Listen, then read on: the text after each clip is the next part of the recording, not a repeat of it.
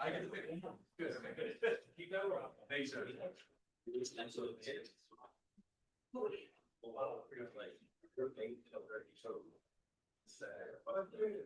going on?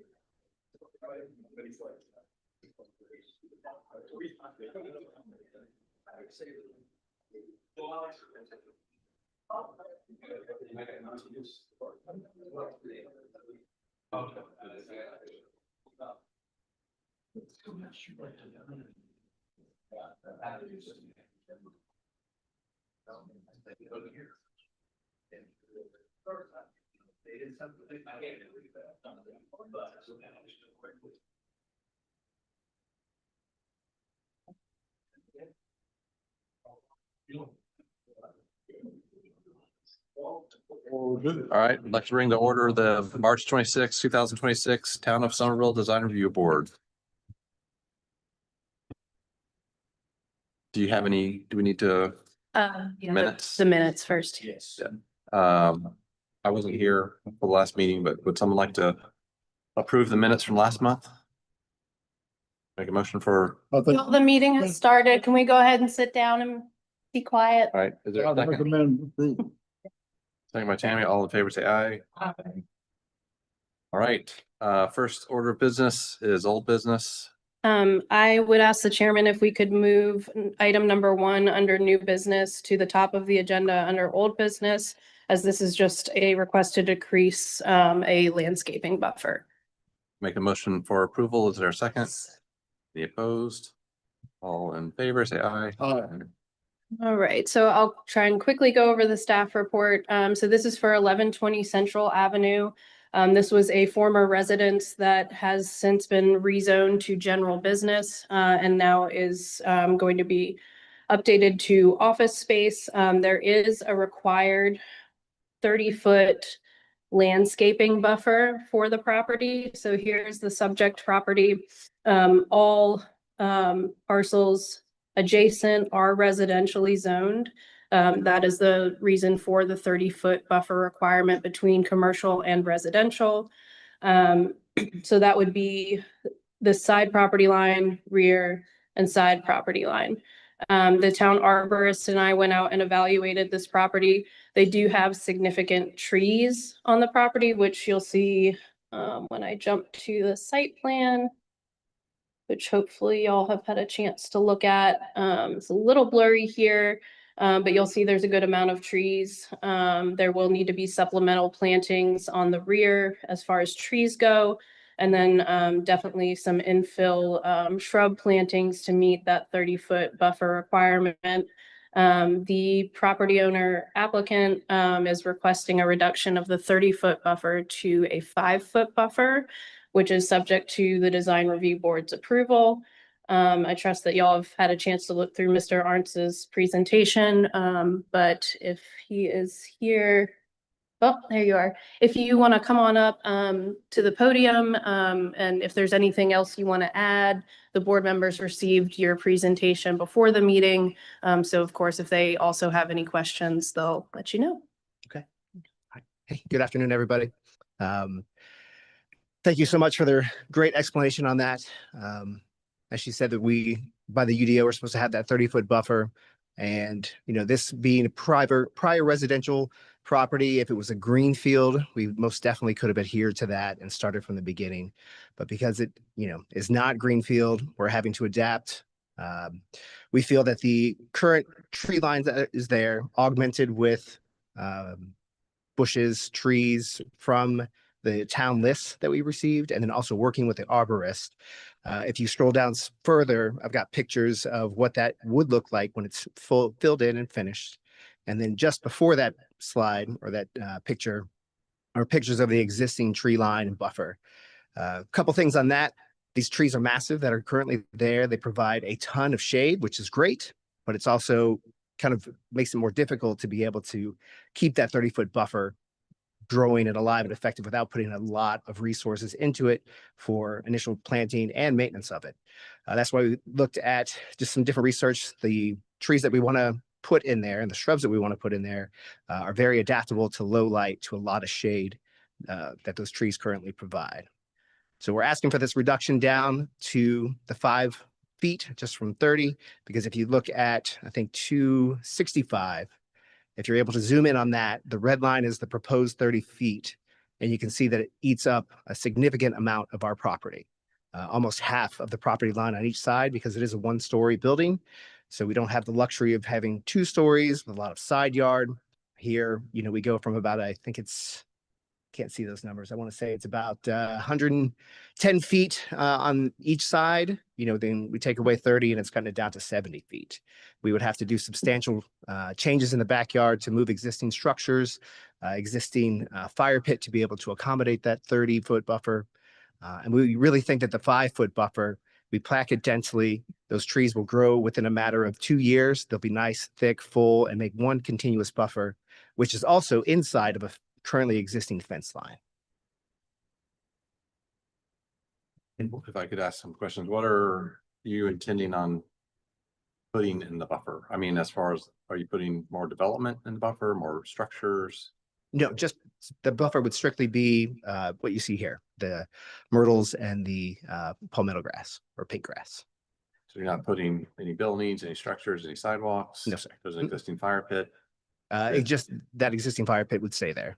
Yeah, it doesn't, even if it was a 30-foot buffer, fire pit could stay there. Well, if you look there, the 30-foot buffer eats up over the current fire pit there. We have a shed that's in the back.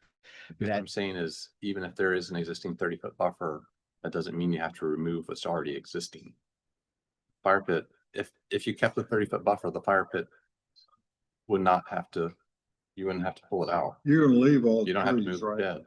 Oh, yes. Mhm. Just The only thing we would be doing is augmenting those, you know, thin spaces that you can see on just the plain plat map to really fill in that fence line.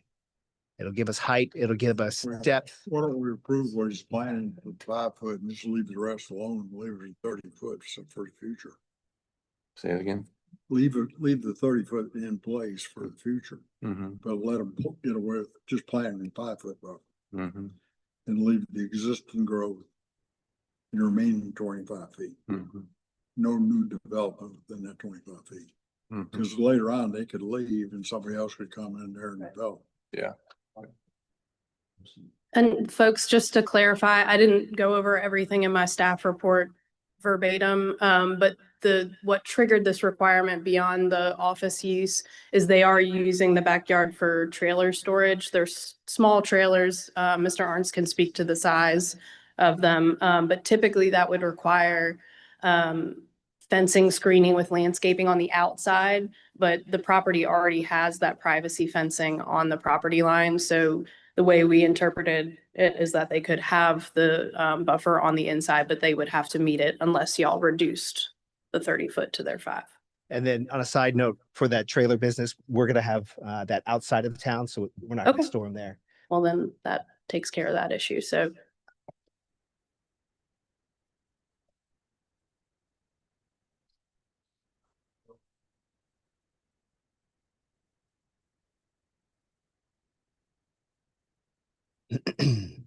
I'm with Bill. I mean, in the grand scheme of things, I haven't seen any reason to reduce the size.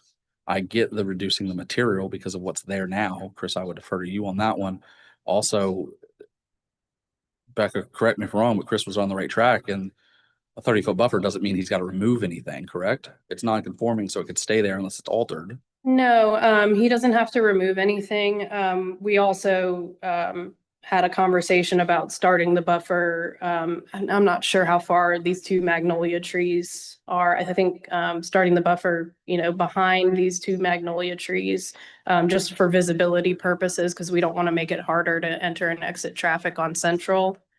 Additionally, to triangle. that point, with the widening of Central, and there's some images on there, when that takes place in the next, 2 to 3 years, stopping at that magnolia tree, those magnolia trees, my assessment is that they're going to be gone. Looking at the picture I've attached in there, and I'm sure y'all are very familiar with what that plan looks like. But we're going to lose about another 24 feet from the road line, which would eat into those magnolia trees. So anything we planted now would then have to be just torn up again at that point. And really, the main purpose for asking just for the 5-foot buffer is not to lessen the height or the thickness of a buffer to separate commercial from residential, but to really be able to fully utilize the property. 30 feet, having to have the mulch, having to have sprinklers, having to have everything else to sustain that 30 foot of bushes and shrubs and trees and everything is really going to eat up, as you see, a lot of the usable space in that property. The trees, obviously being tall, they have huge canopies that are probably at 30 feet already, if you look at some of the drawings there. But just the undergrowth that we would augment and supplement with would be that 5 feet out from the fence line or from the property line. So you're not planning on removing any of the existing vegetation? Correct. At the moment. All augmentation. Does staff have a recommendation or any further comments? Just the arborist and I did talk about the selection. We were saying that the wax myrtles were appropriate, but instead of the muhly grass, to consider camellias, gardenias, azaleas, because they're evergreen and they grow fine in shade. Azaleas are easy. And well, Flower it's time. that flower time, right? That time of year? Yeah. No. And the fence stays, right? Oh, yes. Absolutely. All right, Bill, sounds like you had your motion ready. I would grant them approval of what they intend to plant with a 5-foot buffer, number one. Number two, the fence has to stay. Number three, there's still a 30-foot buffer requirement there, but you don't have to meet it from a landscaping standpoint. You've already met it with what's existing, plus your 5 feet. So you can essentially do what you intend to do, but still have a 30-foot buffer. Because if you leave in the future, somebody else goes in there and they've only got a 5-foot buffer. God knows what they'd want to do. And that's for the purpose of building or adding on, is what you're speaking to? Yeah. Is that right? Yeah. Yeah. Okay. Anything new? Anything new within the 30-foot buffer, correct. So maintain the 30-foot buffer, but plant only the 5-foot buffer as shown. Substitute the muhly grass with native shrubs, azaleas, etc. Work that out with staff. So work it out with staff. Yeah, Okay. The existing shed that's there within that 30-foot buffer, leave it alone. is that okay to leave? Okay. Leave it alone. It's existing. Okay. Our pit, same. All right. Whatever's existing, leave alone. All right. Sounds good. Is there a second? I'll second. Any further discussion?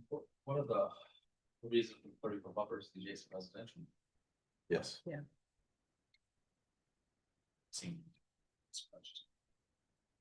Have the neighbors raised any concerns? No, I mean, design review board, we're not required to, it's not like a zoning variance or something, so it's not something we'd have to notify them about, other than the standard posting on the town's website.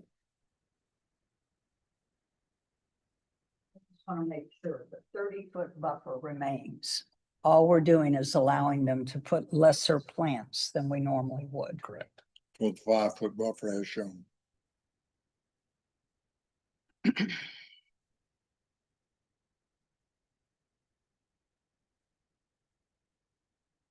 Becca, what's the difference between what they would have to plant in 30 feet versus 5 feet? Jen? So with the existing trees, you know, being allowed to count towards the requirement, I would think it'd be definitely under 10 trees planted, probably mostly in the backyard, and then,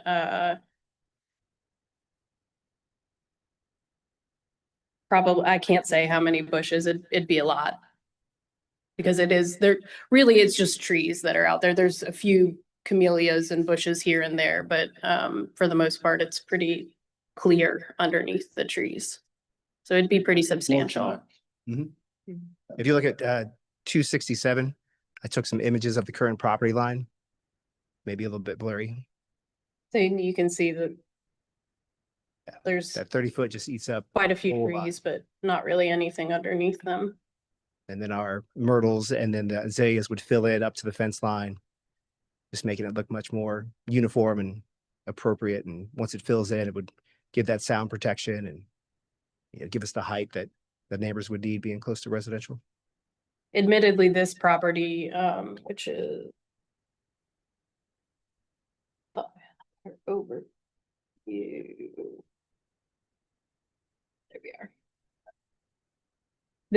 This building is much closer than, I think this house is out of focus here, but this is that yellow house that you see in the pictures. And the town is not required to notify the neighbors that this request has been made? No.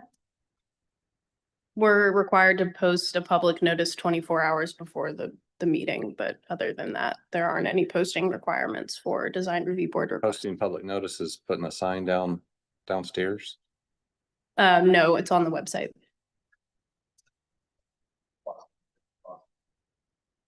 Correct me if I'm wrong, Becca, but it's not a quasi judicial process, which by state law requires the posting and the newspaper ad 15 Right. days before, because Yeah. 24, it's just a public meeting, which Right. wouldn't require that. And that's my heartburn with the situation, is we're bypassing the Board of Zoning Appeals, which to me is a dimensional variance. That's their purpose. Whatever, I'm not gonna reinvent the wheel now, but in reading the staff report, it looks like staff feels that there's ample places to increase the buffer. There is no, from what I'm hearing, and correct me if I'm wrong, but you don't have any plans to use the backyard to increase the buildings. So why is the eating up the property a problem if you have no plans to do it? Particularly when the staff report does two things. One, says that there may be additional businesses located on there, and two, you were made aware when you rezone the property that you would have to meet all the commercial standards of the ordinance, but now we're back here asking for a variant. I just don't see it particularly. I feel much more comfortable with this request of the adjacent neighbors, which we don't have that process in place. We're notified and they had some input. Without that, I can't blindly approve this. That's just me. I don't speak for everybody. When the building is switched from residential to commercial, which it has been already, is there notice sent out before that?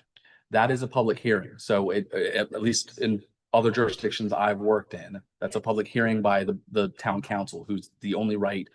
They're the only ones who can rezone a property. It's got to be 15 days in the newspaper prior to the meeting. It's got to be advertised on site. Unfortunately, in this state, we don't mail out notices that I'm aware of. I don't know if Somerville does. I know the state does not require it. So they were made aware of. But the problem with it is they're not part of this request. So if I lived next door and I knew this was going to be rezoned commercial, but they had to meet all the standards, including the buffer, I might be okay with it, but they're not aware that this is being done. They would have, in my opinion, they need the opportunity to be part of that conversation. If you tell me that you're going to pay me $1 million and then you have a meeting with somebody else and it's all agreed that you're only going to pay me $1,000, I'd be pretty upset. It's kind of a switcheroo in my opinion. Okay. But because this is not a public hearing, then we don't require the notice in the newspaper, and I haven't heard from the residents. That's where my heartburn is. If they came out and said they didn't care, my questions for your use and what you've said tonight would still be there. But if the residents don't care, then I would default to them, because it's not my house. That I'm not going to care for them, Sure. but I haven't heard. That's just me. And then did you say that notifying the residents was part of this process? Or was it I not don't part know of how, this, or- yeah, that's. No. Part of the rezoning process, there is public notification, there's a public hearing.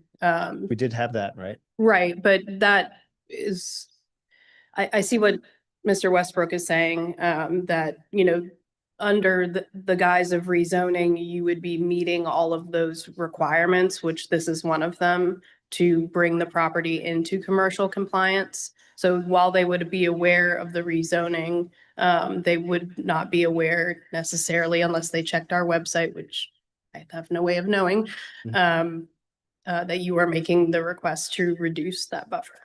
And is it normal practice to change zoning and then have the review committee after that to advise what changes need to be made? No, I mean, as Jesse explained through the rezoning process, those the property would be required, including this requirement. So really unless you wanted, or decrease to the buffer like you're requesting tonight, there wouldn't be a reason for you to come before this board, but they're the board who can grant that reduction to landscaping requirements.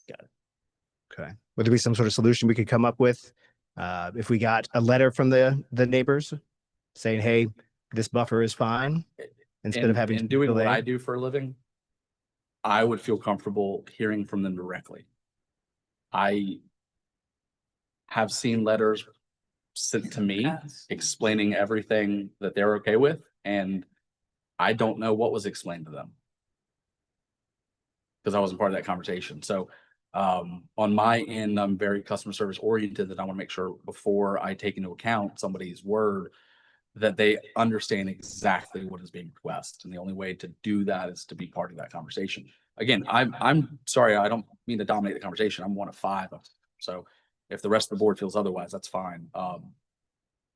Again, going back without hearing the neighbors, I'm still a little confused on, I get the landscaping aspect of it. You don't want to choke anything new out. I don't get the eating up the property aspect, because if you don't have any plans, what's being eaten up? Well, as of today, we don't have any plans, but perhaps, And there could be something there's in the my rub. future where, we have the property, it is our property, right? And we can, if it's zoned commercial, Mhm. then we can do certain things. Mhm. And having a 30-foot buffer there would just very much so limit what we could potentially But do. you can request the variance later when you know what your plans If you're are. gonna change. Right now, We're mainly discussing not planning to the 30-foot requirement, yeah, planning only to the My issue 5-foot with that- requirement. My issue with that is I get everything, but trees die and landscaping can be removed. And I don't know whether I don't know all the rules with regards to removing trees. My fear with it is if you do build something back there and you are allowed by this board to reduce a 30-foot buffer in the rear down to No, 5 they feet, can't build back there because we're not granting them relief from that 30-foot for building. that was your motion, and I agree with Yeah. that. But Yeah. now, if they do build another building back there, even outside the 30-foot buffer, it's not going to be screened as intended by the zoning ordinance. Because of the plans. Well, they've already got a lot of screen, and they got the fence as the main tree. That's not the point. The point is the neighbors are not part of this conversation, and we're reducing the standard to protect them. Yeah. That's my heart. Proof. yeah, I think you're supposed to demonstrate a hardship. And I think I don't think there's a hardship now. The hardship is, well, we might do something in the future. It's more defensible if you say, we're building this. This is what we're going to build in the future. Because of that, we want to put a reduced buffer, and it may be 5. I mean, instead of 5 feet, it might be 8 feet or 12 feet or some other dimension. So I think, Justin, I see both sides of it. But unless you have a specific hardship and specific thing you're going to build, I don't think I can support it. It doesn't mean we wouldn't support it in the future. But It's, I guess, if you support it in the future and if we planted the 30 feet now, then let's say 6 months from now, we decide we're going to make this into storage. Now we've planted 30 feet of buffer Well, for you nothing. wasted all that money. Right. Exactly.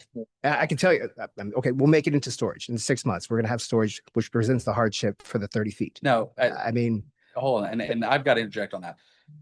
By state rules, the state law, the Planning Enabling Act, you have 4 hardships that you have to prove all 4 on a quasi judicial process, which is not this. It cannot be financial. It can't be something you knew about going into it. It's got to be unique to the property. And basically what it says, the last one, which is the end all be all, there's nothing else you can do. You don't have a plan, so we don't know what else you can do because you haven't presented us anything. I don't know what the storage looks like. I don't know how far back it's going to be off the property. You're asking, in my opinion, this board to write you a blank check to reduce it from 30 down to 5 because. And I don't know what that because is. So that's why I can't support that. And this is state law, not, I hear you on that, but you said this is not a quasi judicial process, right? So how does that apply to, if it applies to a quasi I'm judicial? bound by planning ethics to make that argument. Mhm, All right, that's me personally and professionally. mhm. How the rest of the board does it, again, I mean, if you look at the property though, I mean, looking at future building, the motion says not to remove any trees. Mhm. If you look at those, if we don't remove any trees, what realistically could we build there? that's where I would defer what staff said in their staff report, which they feel along with the town arborist, there was more plantings that could be done. Mhm. Sure. And she talked about that, where we could do the more plantings in the 5 feet, which would, nicely adhere to the existing tree line, which the existing tree line then prevents future builds from occurring. If I could jump in real quick, just to shed some more light for, especially for Mr. Arntz, on what these requests normally look like. Yours is slightly outside of that because like they're saying, there isn't a new project, a new building that you're building. Typically, these requests come when we have a site where it's just not feasible for landscaping to be installed to the fullest extent of the intent of the ordinance, because they have to have a fire truck turnaround lane, or they have no other place to put their dumpster, certain things that are shown on the plan that, are planned to be built as part of the overall project, which I think is why the board is having a hard time with that, because usually these requests are due to reasons like that. Like there is a building that's going to go there, and they just can't feasibly make a 30-foot, 8-foot, 5-foot, whatever the buffer requirement is, work. So in this instance, there isn't that hardship shown.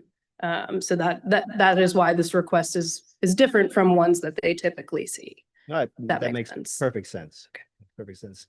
A hardship that I could see, as I mentioned before, would be the amount of shade presented by the current trees, where going out 30 feet would make it incredibly hard to sustain with that shade that's provided there. I mean, you guys know how shade quickly kills grass and plants and trees because they don't get the sunlight. If you look at the pictures on 267, that's midday at noon, and there is hardly any sunlight provided because of the current existing trees. You have anything new you need to say? No. All right, there's a motion. There's a motion for approval with conditions. We had a second. All those in favor say aye. Aye. All those opposed say no. Aye. Nay. All right. Okay. Thank you, sir. Thanks. me. 3 nays. 3, yeah, 3 2 ways. ayes. 3-2. Great. Go to top of the agenda, which is the public safety complex. Apologize. So this came before you previously and was granted preliminary approval at the November 20th meeting. They have requested final approval at this meeting. In the staff report, I went over the comments that were given by the DRB for the applicant to address. I believe Brent has some information on that for you, so I won't go over all of that. And we can go ahead and get started.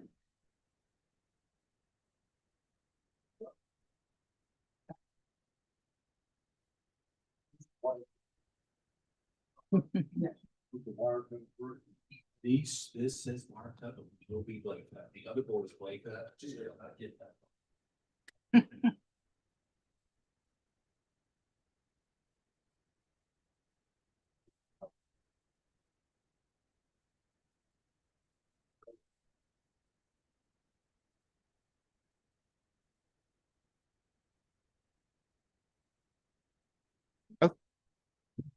Sure, of course. Good evening. Thank you for allowing us to be here again.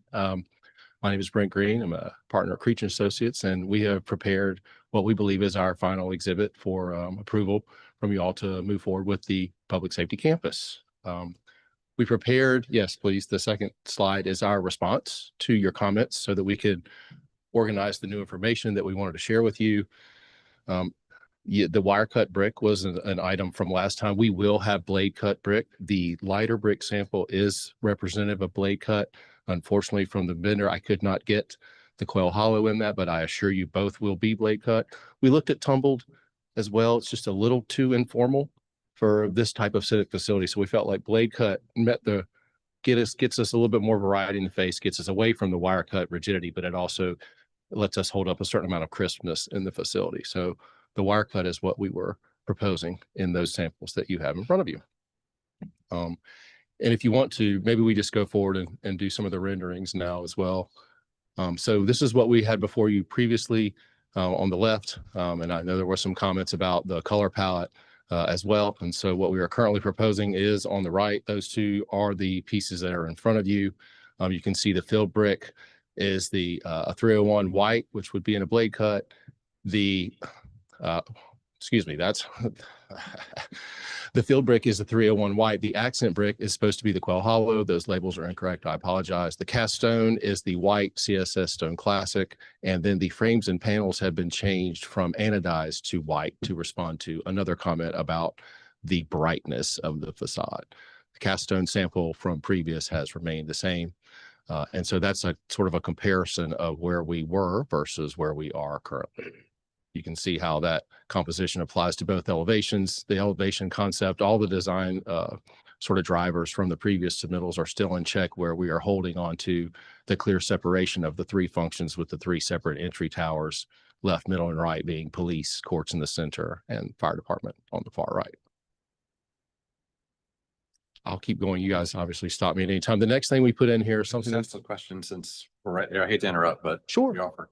So part of the pushback last time was, I think some of the board members did not like white brick, but it looks like the previous, it looks like you came back with whiter brick. I like the other brick better. There was a lot of discussion at the staff level around that, and that was the consensus that was reached regarding the preference for the lighter shade of brick. If that is something that this board has an issue with, then obviously that's something that we can address. Is there, maybe to Bill's point, is there a way to get the accent brick on the proposed with the field brick on the preliminary submittal? Or is that too stark, or I mean, that conversation had? Obviously the answer is yes. I mean, there's an infinite amount of combinations we can utilize for the brick if there's a rub that you guys have with the lighter shade. I think, again, I'm here representing what a process we went through with staff that supports their vision for the facility. So you're not just speaking to me, you're speaking to them as well. Is there an opportunity, or could you have a sample panel built of both? Or even if it's, I mean, at this point, we'll do whatever we need to do to get through this process, you guys. So if that's what you're going to require, then that's what we'll provide. Could you just use one color brick and then use your cast? We looked at that at staff level, and that was something that was not well received. Therefore, you have the proposal in front of you that you have. I'm okay with one. My takeaway is that there is an issue with the light brick, but obviously we'll figure out how to get by that. Okay. Very well. Moving on. The context that you all, we have spoken about many times, these are the 4 two-story buildings in our vicinity. Whether or not they met approval from your standards or not, that is our context. There are 3 light brick buildings and the CPW building, which has been lifted up as it should be multiple times as a precedent. And I think you'll see on the next slide, we've probably paid more attention to that than you might be readily aware of. So that characteristic red brick with the flash range is the red brick that we brought back. So we went away from a monotone to something that has a wide flash range. You can see them side by side. They're relatively comparable in terms of that flash range. We've also picked up on detailing from this building with the sunshades. If you look at the brick cornice work and the corbelling that happens up at the top, we have that detail on our facade as well. So I think that in many subtle ways, we have actually sort of paid homage to this facility as something that you all have asked us to look at as a design standard. Just want to make sure that we put that forth as part of this discussion. Next, please. So this runs into all of the renderings. I'm just going to run through this deck. I'm assuming that the comments we had about the brick will all obviously apply. This is the aerial view showing the 4 towers and how the composition will happen at the streetscape. If you'll go on to the next slide, we've included some new views this time to try and give you that feeling of what it will be like coming down that corridor. So this is the new facility police entrance on your left. And then again, one of the comments from you last time was shade. And I think that we often eliminate trees from renderings to take artistic license to show you the building. This time we've put them all in as they are per the landscape plan. So as you can see, the parking deck on the right is somewhat shielded from view from this particular angle. Next, please. As you move further down and look, this is a view you've all seen before. This is the police entrance. Again, the colonnade, the lighter frames, the contrasting brick colors. And again, part of the discussion around which white brick to use is we need to maintain some level of contrast between that and the actual cast stone and the white frame elements. So there's a tone on tone component to our selection regarding those materials. Next, please. Coming up the other way, so fire station on your right, and you can see there the parking deck tower sort of peeking its head up there on the left, and sort of how that side of the campus would present itself with the on-street angled parking. And then again, just as you get a little bit closer, we do have a low wall with some signage on it that's calling out Fire Station 1. Otherwise, the signage for this project is on the buildings themselves. And so that is really at this moment sort of the only outward facing sign as opposed to the ones that are on the towers. Next, please. Coming down Pine, sort of coming into looking at the fire station with parking deck on your left, beginning to frame up that view again with the street trees and some of the screening that you will have as part of that landscaping buffer. This is if you're standing in the parking deck, sort of just looking over across with an elevated view at that facade. It gives you sort of a look at that formality of what the sort of courts and police entrance piece will hold from a civic perspective. And the last one in this deck is sort of the parking deck entrance. Y'all recall we wanted this to be a campus. And so the idea was to make them all feel like they were sort of connected architecturally. That's why this also has the tower rendered in that same fashion with the skin behind being in similar take to the other buildings. So that's the rendering deck. I can pause here or either we can kind of keep going. Okay, so the next thing was a question on brightening the panels and frames. I think we had an anodized aluminum. There were some comments regarding that. We've gone to all bone white. I have the sample up there in front of you. It's actually the one on the right.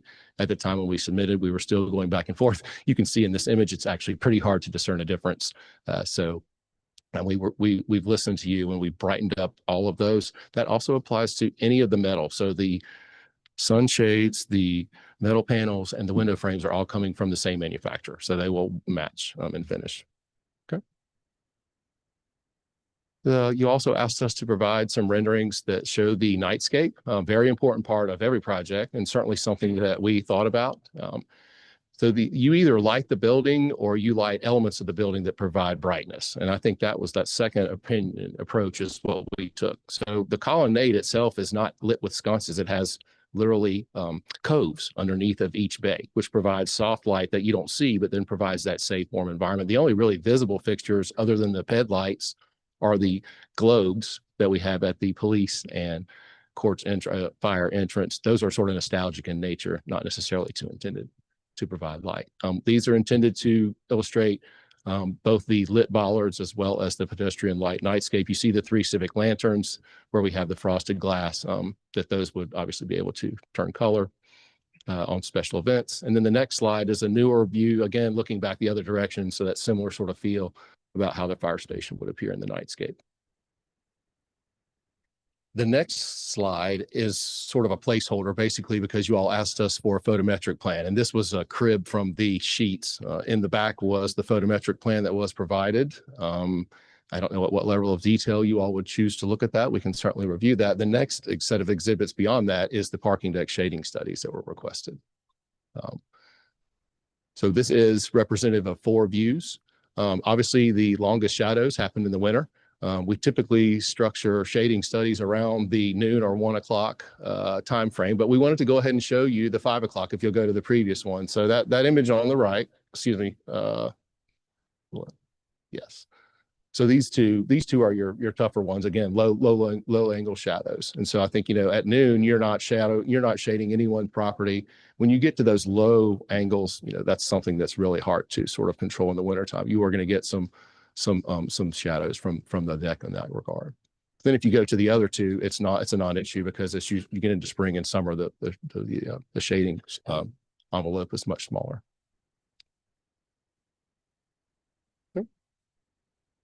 I have some friends here tonight that probably could say this a lot better than I could. Warren and Sebastian from ADC, our site civil landscape architects, are here.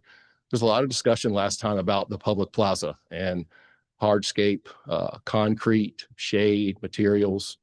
So we tried to put together a different set of views this time to try and illustrate how we responded to those comments. So you can see here the banding of pavers, the angled parking that then has sidewalk, but then we have the raised planters that serve as our force protection and barrier for the facility that have trees within them that also have seat walls.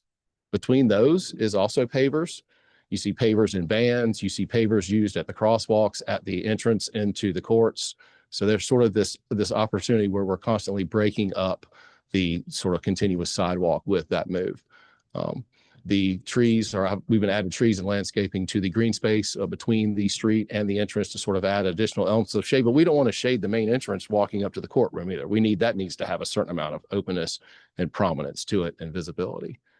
So if you go to the next slide, these are a series of renders kind of down in that. There was a lot of discussion, y'all, about it being hot. And I want y'all to understand it's a relatively quaint and narrow space. This is standing right outside of the police door looking down the skew. So not only do you have the shade and the sort of buffer from the raised planters and the landscaping, but you also have a layer of building that is the arcade that provides yet another layer of shade that happens along this facade. Also keep in mind, this is an east orientation. So this is going to be in shade the vast majority of the time. But we felt like this was important to give you the scale and feel for how really narrow. I think there was some comments about how wide and grand it is. We think it's actually relatively quaint in scale as opposed to that. And those bands help break up that run of concrete as you get some intermittent change in material as you move through the design. Looking back the other direction down sort of right off of the court's entrance piece there, again, as it integrates into that wonderful sort of colonnade that is the unifying element of the design. You see those trees and landscape buffers there between the road and the building, but again, kind of opened up. There would actually be a tree in your view right here, I think kind of on the left-hand side, but we eliminated that just again so you can see the building. Moving a little bit around, the next one, please. Oh, let's do that one. So this is sliding down. This is closer up to the fire station. Again, so it's that same feel, right? You kind of come up, you have the plaza, you have pavers, you have concrete banding, you have landscaping. The fire station also has a monument that we will have, and as well as a police department that we found a place of significance for that adjacent to the entrance there. And lastly, but not least, sort of again, people always want to say, well, what does it look like from everywhere? If I was standing in the parking deck, sort of looking down, how does that shade break up what was previously perceived as a large plaza? Devoid of comments, I'm going to continue. One of the things that was requested of last time was to somehow provide a public-facing description of some of the sustainable features of the facility. So what we've developed in parallel with that is something we're calling the Quad of Honor, is an opportunity in a quaint space between the two buildings that was previously unprogrammed to provide a place of solace where we could actually honor the branches of the military and some of the other components that you find common to public safety facilities.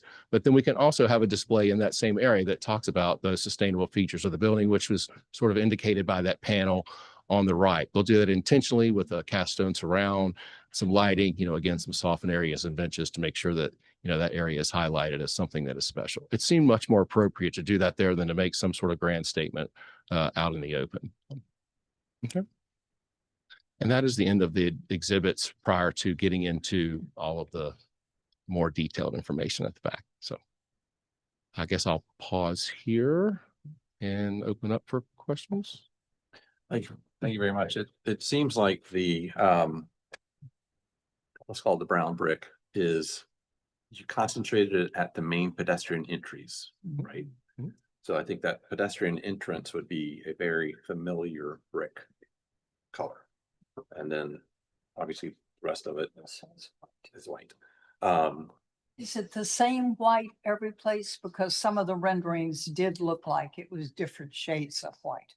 I think where you see white in the renderings, we do our best to make those as realistic as possible. The lighting in the software makes things render differently. So yeah, the sidewalk color is intended to be the same, except for at the top of the stairs, we are intimating some tabby or something like that to make that one special spot. But yes, where you're seeing white in general, that is our concrete. Yes. But it's that color of brick, right?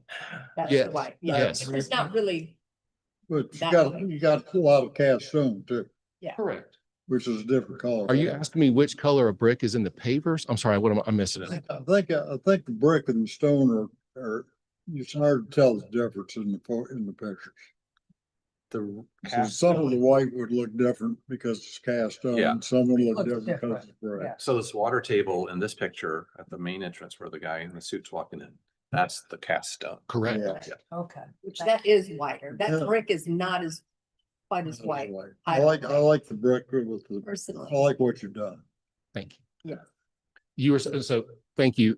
I missed what you were saying. Personally, I like it. Okay. Personally, I think it looks great. Okay, thank you. I don't think I think it's whiter in the Not picture as white than what as it's gonna it come looks. across to look like. And that's the reason you guys ask us to bring these in, which is super important. We do our level best to match that to those, but it is sometimes a bit of a challenge. This isn't as red. Mhm. So let me ask you something. Where are we? This existing facility has bluestone as a material. Mhm. Did you consider, or would you consider, just a suggestion of having bluestone at main entry points or somewhere in this facility? We discussed that. I mean, obviously, there's a budgetary component to that. But if that's something that you all feel, if the directive is you would like those entrances to feel special and different than the field, we could use that as a to-go item and investigate that and potentially some other solutions that would break up that environment. So still not enough definition to the plaza. Is that the comment? I like I think having a little bit of bluestone there pays homage to this other civic building that we're currently in. Sure, I think it'd be a nice gesture. I agree. At this point, it would be a suggestion for you to consider. Okay. And nothing more than that. I think any of the details from the benches to lights, any of the finishes, if you could consider existing finishes or elevating them, I think would be elevating them beyond what you see currently in town would be a great gesture. Yep. Sure. Any further discussion regarding building development? Justin? No. Amy? Amy? Oh, I really like it. Bill? Like it a lot. Like everything, like all your details. Thank you. Thank you very much. So forgive me, do we need to continue down through you want to go over the photometric plan? Do we need to go over the landscape plan? What is our next course of action to move through this presentation? I think a high level review of the photometric and landscape plan would be suitable. Okay. Or in order. Of course. Yeah. Do you mind going to the photometric plan? Should have our engineers here that might be a little bit more well-versed than I am to speak to. I think it's, I think it's before the civil. I think if I recall correctly, the concern photometrics before was I'm sorry, it is not. I was wrong. was the shade, primarily related to shade. I think photometrics were just, it's a requirement of the submittal. Right. Really. So it doesn't need to be a long discussion on photometrics. Typically, when we get into presenting those, there's a criteria for light spillage or not overlighting, which is my custom for requirements of that. So we always look for light densities over 5 and things like that, other than in parking lots. We have all of our fixtures are cut off. Everything is dark sky initiative approved. So we're not uplighting anything, which is another one of the criteria that I'm accustomed to coming against in other design review boards. Yep. What is all lit from underneath or within, it's all concealed except for those globes. that are, again, that nostalgic element kind of at the entry pieces. That sounds great. And just high level, if you could explain your landscape palette, just to, again, kind of ensure conformity with the local palette. I will say before Warren comes up here, who is much more well-versed than I am, that we did go back after our last meeting and we had staff forward us the planning list. And I believe that we've done a job at integrating that in. Yeah, we're using basically low country materials. Just to kind of run through a few of those, I'm sorry, I'm Warren Pruitt. I'm with ADC Engineering. But we're basically using some American hollies for screening. We've got a few crepe myrtles, magnolias. We've got saucer magnolias up at the front to provide some spring color. And then not all oaks and live oaks. That's basically our tree canopy. And then we're using a lot of Distillium, dwarf yaupon, viburnums, typical material that you'd see all over Somerville, azaleas and areas where we can use azaleas. The back area is the work site of the property, and we have to do a little dance with trees and all and underground drainage back there. So I think we've managed to do a pretty good job of producing as much shade as we can back there while still allowing the drainage and all to function properly. And then we've got drones that are flying off the top of buildings and have to watch out for them as well. So I'd be happy to answer any questions you might have. Did a great job. Thanks. Any other things you want to speak of?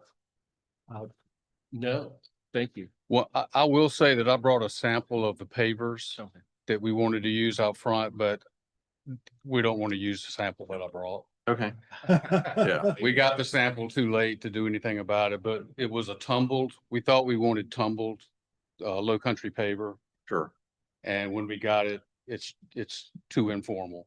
Understood. For what we got. So we will select a something that works better with the brickwork. Fair enough. Fair enough. Thank you. All right. So unless there's any further discussion or questions, I'm going to ask for, they are asking for final approval.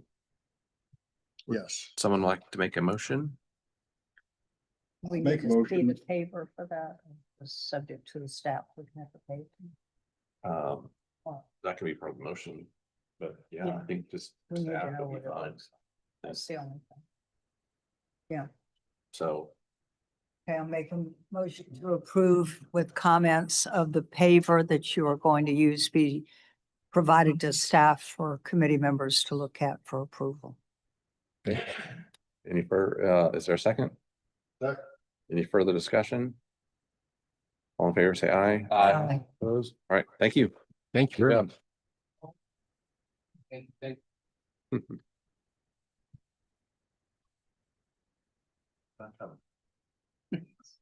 Good process thing. That's.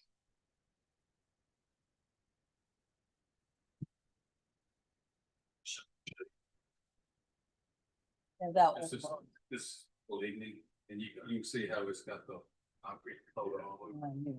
We tried to wash it. It's just Something else. the color, I think, is good. I put the cloud. Different.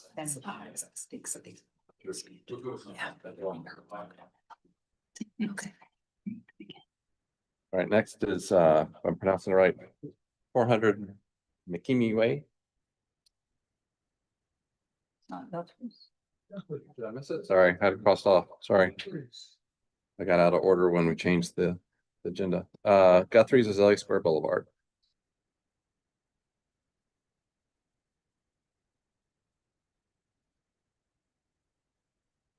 Sorry, wasn't sure if you were. Our folks who are number 2 under new business, have a flight to catch at 7 o'clock. And we're asking if they could be moved to the, So hard to go really quick. Denied. Yeah. are we okay with that? Tell me again. Say again. Our folks for 1616 Central Avenue, which is just a small expansion of the existing neighborhood Walmart market. They have a flight to catch at 7 and wanted to know if they could be moved to the top of the agenda. Yeah, let's change it. Let's everyone take a vote. All in favor of changing the agenda as described, say yes. Yes. Opposed? All right, thank you. All right, come on up. Thank you, Guthrie's, for being, well, everyone, I guess, for being. I want to say thank you very much for changing this. I've been looking at my flights and I was in Atlanta this morning, fighting the TSA over there. So I just want to kind of start by saying I'm very appreciative of you guys changing the agenda. So without further ado. I will just go over the staff report really quick. So this project, y'all have not seen before, but it is fairly minor. It's just that because they are modifying more than 50% of a visible facade, they have to come before y'all to get that approved. They are maintaining their parking border landscaping requirements with some infill. The photometric plan will be reviewed by staff through their site disturbance permit. They've pretty much addressed any comments that staff has had. And yeah, so you can go ahead and just walk them through the project. Okay. Thank you again. My name is Rachel Sutherland. I'm with Atwell. I represent the engineering portion of this group. As mentioned, the scope of this project is in expansion on the existing Walmart located at 1616 Central Avenue. This is a neighborhood market. The expansion is going to be going right there on the left side of the building and modifying some parking spaces to help support the OPD operations. So here are some of the neighboring properties around this site. This site is already zoned commercial, again, an existing building, so shouldn't be modifying the existing landscape too much. And I will defer to the architect for the next piece. So, like she said, we are adding the expansion on the left side. David Orcutt, I represent the architecture firm. And yes, as highlighted, we're adding an entry just for employees to bring online groceries out and bring them to the new parking spaces. And then on this side of the store, we're just painting towards the new Walmart brand colors. Same on the rear of the store. That will be the rear of the new expansion with gutter and downspout. And then we are the side of the expansion, and we'll be matching the existing material palette and blending it in with the existing building.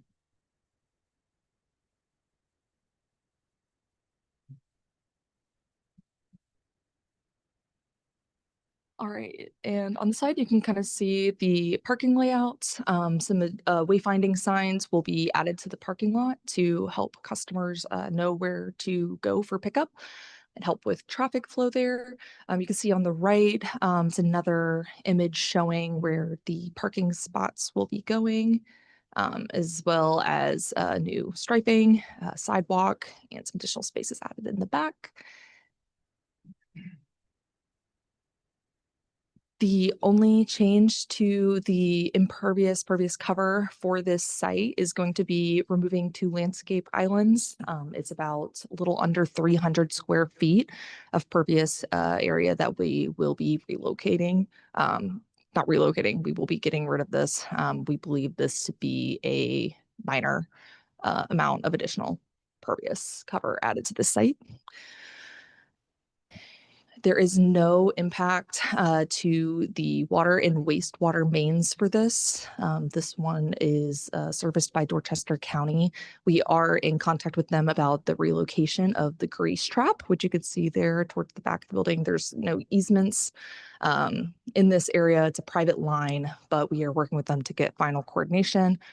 There will be a downspout added to the new expansion that will connect into the existing storm line. Here's our photometric plan, just adding some additional lights to help promote safety in this area for the Walmart associates who will be loading customers' cars. And here is our landscape plans. We will be adding a few trees to just kind of maintain the current landscape of the area.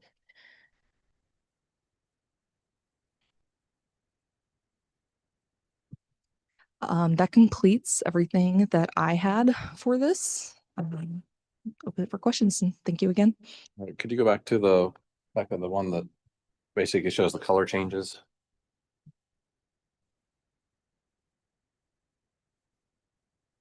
All right, any comments or concerns from the board? What's the color going to gray? Yes, it's going to a dark gray. Do you have to do that? That is Walmart's preferred color to go to. Just personally, I just like what it is, what you got already, and if you just add it on with the same colors, I'd be 100% for it.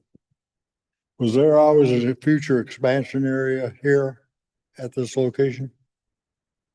Or you didn't have a future expansion area? The expansion project is relatively new. Walmart has been trying to implement them on most of their stores across the country. We developed 50 Walmart stores around the country with Leo Eisberg Company, Kansas City. So we started in 1985 doing Walmart stores from New York to Florida. But we always had a future expansion area with every store. For instance, the Somerville store started out to be 45,000 square feet. It's now 220,000 square feet. Same store. Original building's still there. But did you have a future expansion area originally with this neighborhood No. Walmart? No. You Okay. evaluated the site and Okay. then determined where to place. Well, it's a slam dunk. It's easy to put there. Okay, thank you. Is the red brick, Yeah, is it currently unpainted, and is the proposal to paint it? No, the red brick is currently unpainted and it will remain unpainted. Okay, so that's not a change, No. really. Okay. Brick is not a change. So the only add then is the gray. Correct. Okay. And then we will be adding that red brick on the expansion. Okay. Okay. And looked like you were changing some signs too? Yes, we are updating the signage to just the new Walmart font. Okay, is that a separate package or we have to look at that?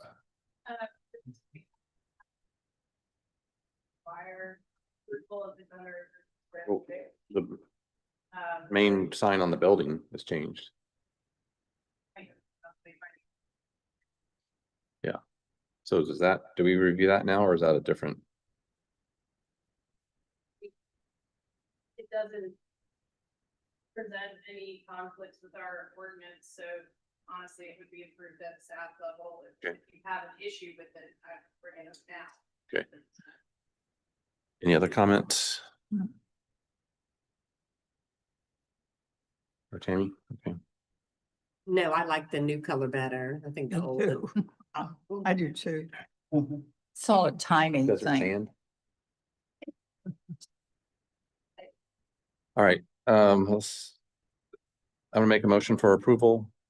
I don't think we had any conditions. All right, Bill seconded. Any further discussion? All in favor, say aye. Aye. Any opposed? All right, thank you so much. Thank you. Thank you. One plot. Thank you. Guthrie's. Why are we so out of order? You change those. How's it going? I didn't know we put two of them up there. Well, we did. All right, so they are requesting final approval. Those of you who were at the last meeting this past month, they were granted preliminary approval. The board asked them at that meeting to study pedestrian access, match the tower details to match the brick bases, the potential of Bermuda shutters, internalizing the roof access on the rear of the building, adding exterior seating if feasible, and to fill in gaps within the landscaping plan. It looks like they have addressed all of those items and staff does not have any further at this time. So I will hand it over. Thank you. Nice to see you guys again. For the new faces, I'm Gary Franks. I'm with Development Services Group. I'm the civil engineer on the project.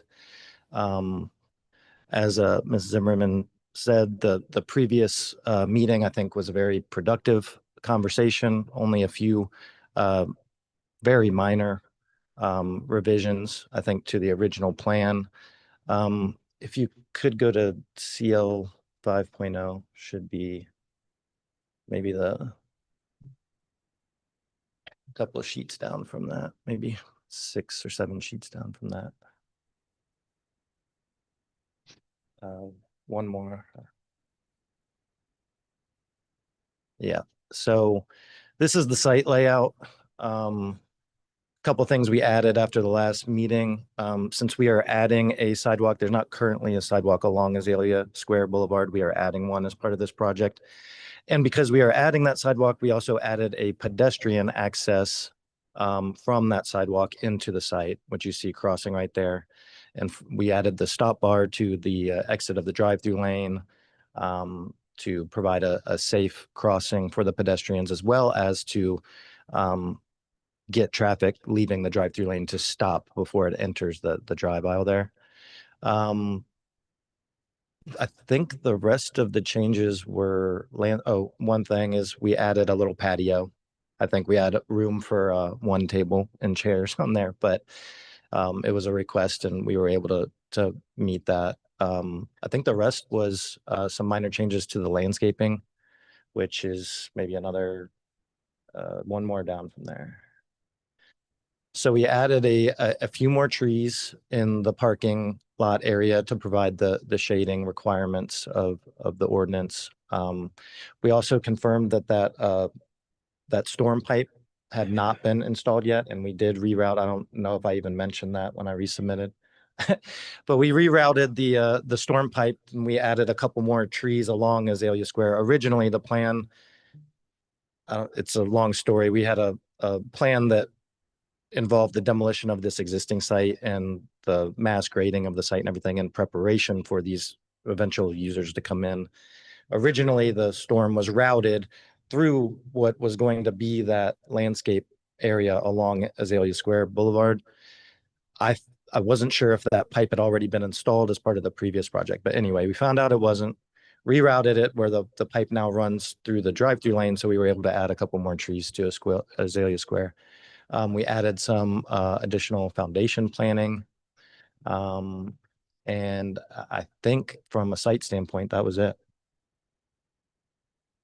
I have a couple of folks here from Columbia Development that can speak on the architectural items. Question, why is that long island striped versus? Yeah, so this came up at the last meeting as well.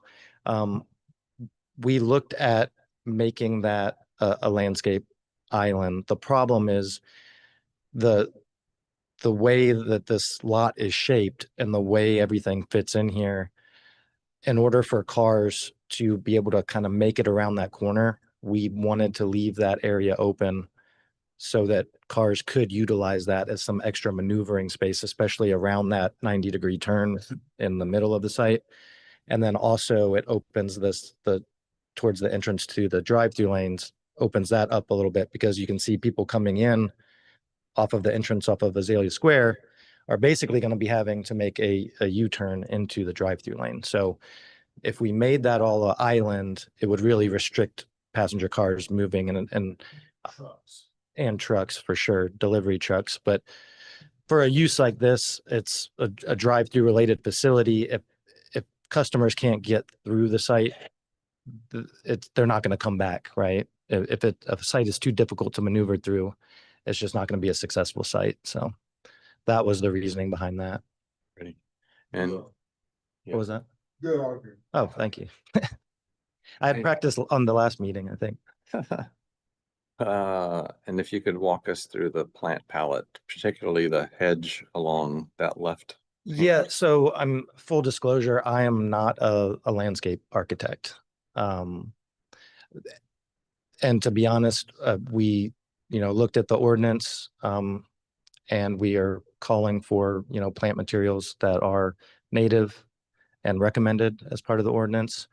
But we are also, I don't think we're tied to anything if you have recommendations of specific species that you would prefer one over the other as well.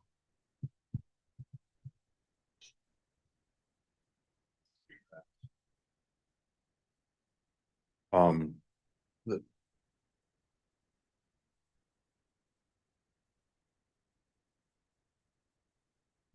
oftentimes, we require a hedge along the streets to block view of asphalt. So when you're driving down Azalea or you're driving down this, I think, unnamed road, you don't see just a ton of asphalt.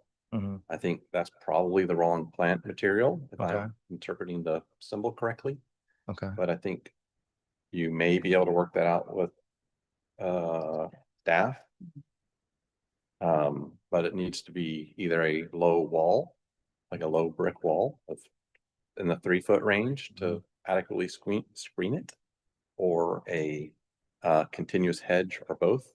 I think the plant palette's a little off in terms of, I think we couple applicants, we talked about this kind of low country plant palette. So I think there's some changes that could be made to that I think could be done at a staff level. Yep. And it would just be, I think, as simple as guidance as saying, hey, switch out this to that, and you'd probably get there. I don't think we have any issues with that.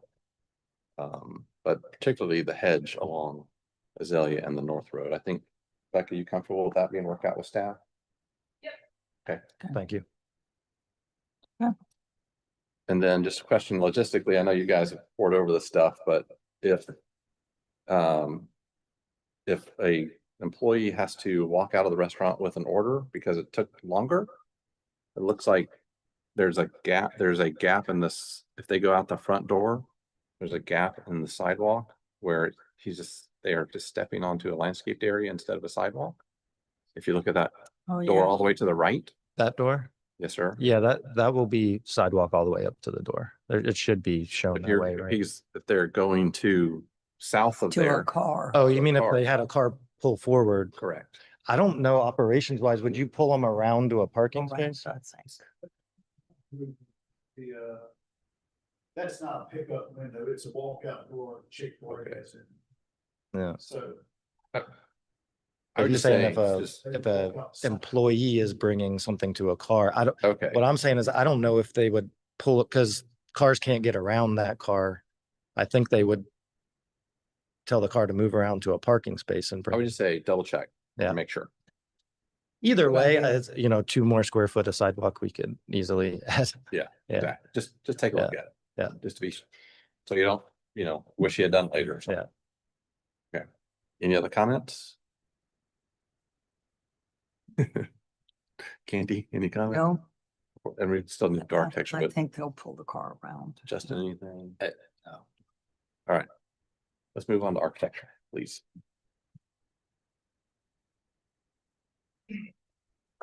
So I'm Albert James representing for the architecture on this thing. I know some of y'all haven't seen these, but anyhow, this is the brick palette. Like the previous architect had said, the green room's not good justice what we're actually doing. I think our brick really looks a lot grayer in the renderings than it actually is here.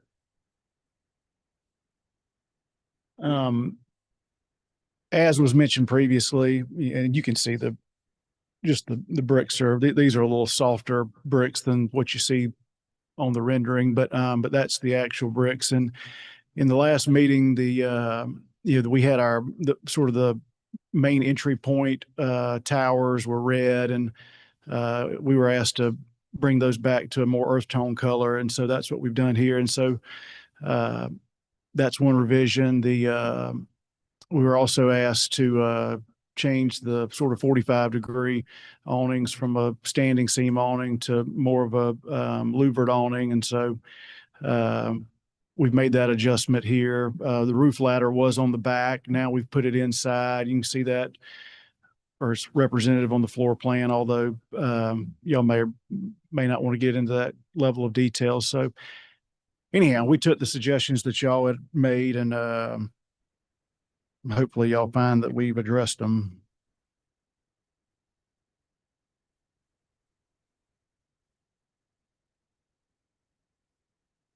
Can you go a shade darker on the brown brick, the dark brick?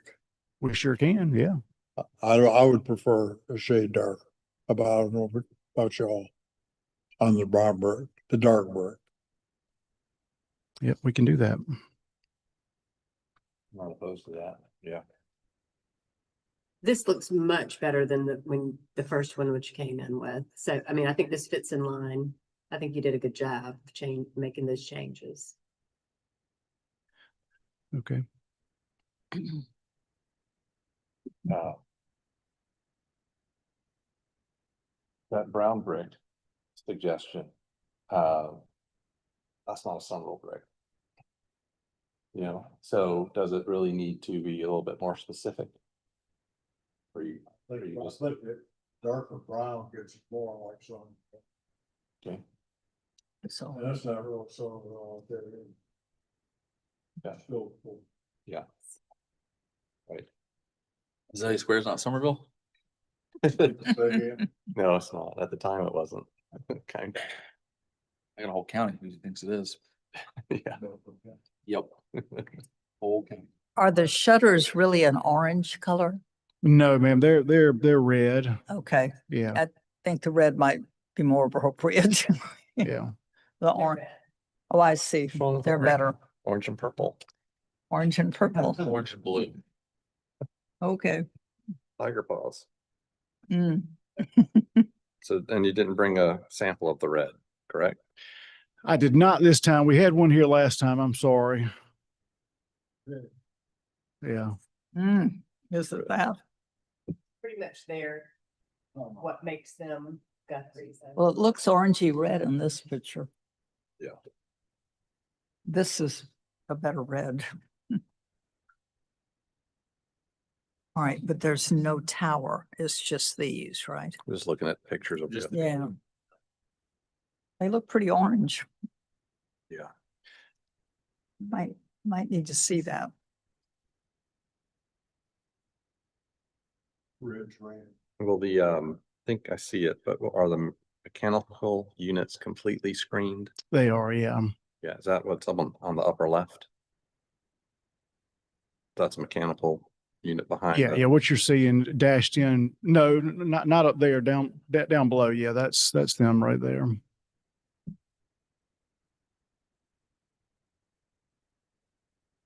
And then you can see them on the side elevations too. Maybe they're kind of this color. Yeah. That's awfully bright.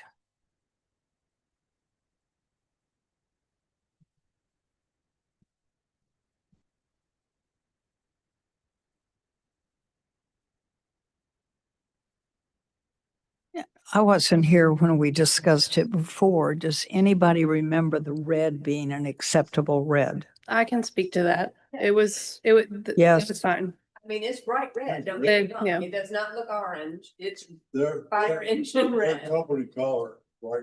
Yeah. Fire- Right, correct. It was They don't want, red. they don't want an offshoot. Yeah, I mean, they could also do It that. does not look orange if that's your concern. It did not. Red. Becca, can you go back to, I think it's 137? Red. That's what. I think it's the render. It looks orange, but it's supposed to be red. But it's supposed to be red. It's like Okay, your sunglasses. okay. Put my sunglasses on. Yeah. Darken My, it. my screen's different. No, I meant your glasses red. Oh, that red. Yep. That's not so bad. It's Okay. red. I see pews. Is this the accurate patio that's on the front, on this front left rendering here? That's correct. Yeah, you can see it on the site plan. Yeah. Can we go, y'all don't mind, can we go back to the site plan, Becca? Yeah, where was that door you were asking about? It's right there. You're right, there's grass there. There.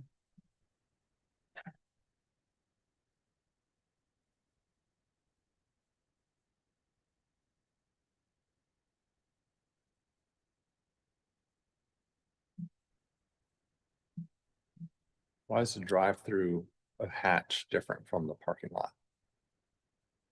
Well, the drive-through will be out of concrete versus asphalt.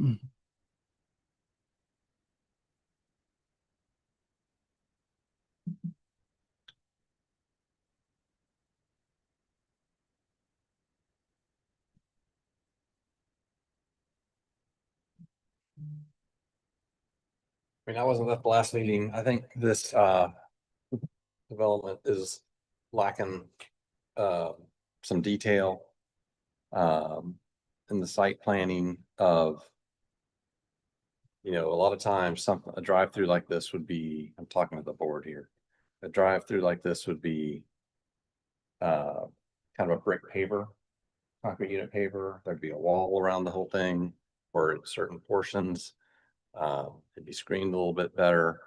The planting would be a little bit more robust, especially if you look at the Chick-fil-A, which has been a great partner with the community. Their landscaping is kind of thinks that's the standard for this area. And you know, this building seems really squeezed in on the site. There's minimal landscaping along the foundation on all sides. I mean, I get it along the drive-through that needs to be narrow. But it kind of looks like too much is squeezed in. It seems like, I mean, I understand about the painted median instead of it being you know, landscape or something. I understand that. That's valid. But I'd really like to see how this landscaping compares to the rest of the center. Like there's pretty good street trees along the Azalea Square Boulevard. But do these match that? Are they the same amount? Is it the same species? I think I'm just not, I don't know if this was really planned considering the context of what's around it. If you look on the adjacent corner, that landscaping is pretty good. The site on this looks like a standalone building that doesn't complement anything else that's out there. That's my concern. And it's from architecturally and kind of landscaping and hardscape details. Becca, what is the parking rate for restaurants? I believe it is 3 spaces per 1,000 square feet. Okay, so this thing's over parked like crazy. 21 spaces. They need 10. That's what used to be the standard was 10. Yeah. Now the town going to 3. So it's ridiculous at 3. But Not even retail. It they would, got 21. it would be 6 required. Yeah, so they're over parked. I was wondering, particularly with those parallel spaces to the north of the property. There's an opportunity there to lose 3 spaces, gain some more buffer between the drive-through and the adjacent road. And kind of make it a little bit more softer on the surrounding area. On the corner. Cause I mean, you've got, it's at 2,100 square feet with that many parking spaces. We don't have a parking maximum that, Yeah. Cause that was, if you have, so one standard I see a lot is 1 space for 4 seats, and that would be 84 people in this restaurant. I will let the applicant speak to. Yeah. Just wondering, so I guess that's my question. Why are you at park? We think we're substantially underparked to the point where we're currently trying to work with off-site folks to lease parking from them. Where? So a Bojangles McDonald's 4,000 square feet, Okay. twice the size. So how many seats are you having in here? She can pull up the floor plan. It's in there. I don't know off the top of my head, but Because essentially 84 people on 2,100 square we're feet. generally close to around 44 seats. 1 for 25 square in feet. seat inside. 2, 4, 6, 8, 10, 12, 14, 16, 18, 20, 28, 30. Yeah, 36. So right now we're less than 1 per person.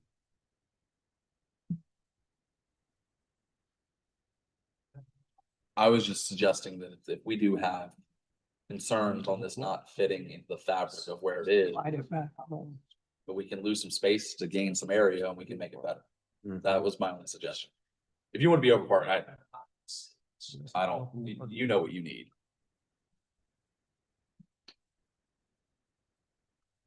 Yeah, our typical Guthrie's locations have close to 30. And so like I say, it's, to us, this is pretty substantially under parked, based on our typical prototype location. One You're in the business. I see some B10 space. Okay, then you got employees. So you got 11? 6 employees, Yeah. They got 21 spaces. 16. Well, we're On day one, on day one, we'll have 60 employees. Yeah. 5 spaces. So here's the reason. If you want to, your parking is your business. Sure. You know how Yeah. your concept works much better than I do. Sure. I always tell people, you have a 4,000 square foot restaurant sells chicken based in the South. Am I talking about Chick-fil-A or am I talking about Bojangles? They fundamentally function completely different. So I'm not getting on your case about the number of parking spaces. Yeah, but Chick-fil-A does, that Chick-fil-A does 13 million a Sure. year. But my point is if you do have the ability to lose spaces, it could absolve Mr. Campo's concerns on how we can make this a little bit more special to the area that it's going in. That was my only suggestion. I don't have an issue with the park Corner. but by my quick calculations, in my opinion, you might be able to park. It may be an opportunity. That's all I'm suggesting. If you have to have 21, you gotta have 21. I get it. Yeah, I mean, look, the landscape plan, we can look at the landscape plan, and we can densify it as dense as we can get plants planted on this property. We've got no issues with that. I think that what we've done is we've come with a proposal that addresses, y'all's landscape ordinance, which is, the baseline for where we've started. And I think we're actually even enhanced above what the ordinance is. If that's the concern, then we can absolutely continue to look at that. In fairness, a month ago, we came to y'all and we addressed the comments that you had. And now we've got 3 net new people here that have totally different comments than the group we sat in front of a month ago. And so that's what we've tried to do, is address the comments that we got from a month ago. But Yeah, and I'll just to chime in on that, typically when preliminary approval is granted, that gives them the confirmation that the board is okay with the height, scale, mass, and layout. So I just want to remind everyone of that. Yeah. And I just wanted to comment on the feeling that it's kind of squeezed in there. I hear what you're saying. I've been working with the current owner of this property for a couple years now. I can give you a little background and tell you, we've looked at quite a few different potential users for this site. However, the size and more importantly, the shape of the site have made it extremely difficult to get anything to work on this property. This is by far the best iteration of anything we've come up with on this plan. I mean, they've looked at potential oil change facilities or tire change facilities, and none of them really even got off the ground because of the site limitations that we have here. So I just wanted to kind of give you a little background there. Is our hands are tied a little bit with what we can get to even work on this site and work in a way that we think will be at least somewhat functional and, user friendly, hopefully. Have you considered underground detention? There is no stormwater. That pond is existing and it serves 3 different properties around us. We don't have the ability to do anything with that. I think you've done a good job. What fish are you using the site? What Thank kind of trees you got planted there? Where are those? Honestly, I think we can work with staff and we can plant whatever trees you guys want us to plant. I don't think landscaping is a sticking point for us. We're more than willing to work with you guys on that. The tree variety, shrub variety, not a landscape plan. It's there. It is, but I'm saying if you all have other, species that you want to propose or would prefer, I don't think that's a sticking point for us at all. I thought that like a knee wall or something, a planter wall along the Azalea at least. It's not required Trying to get. because plan- they don't have, their parking is in the rear. It's only required if the parking lot fronts. And these are technically private right of ways. And the ordinance points to public right of ways. Sure. Obviously, the intent is we still want them to have proper screening. But the 3.5 foot wall or masonry wall or hedge requirement is only if the parking fronts a public right of way. We've suggested in the past, we can suggest it now, Sure. require it. How about just the hedge? Just boxwood hedge or amelia hedge? Both of which plant species they got on the plan. It worked out with staff. They can work, you know, Yeah, uniform that'd be hedge fine. on that. Yeah, for sure. You plant live oaks. I mean, sure. All right, is there, Yeah.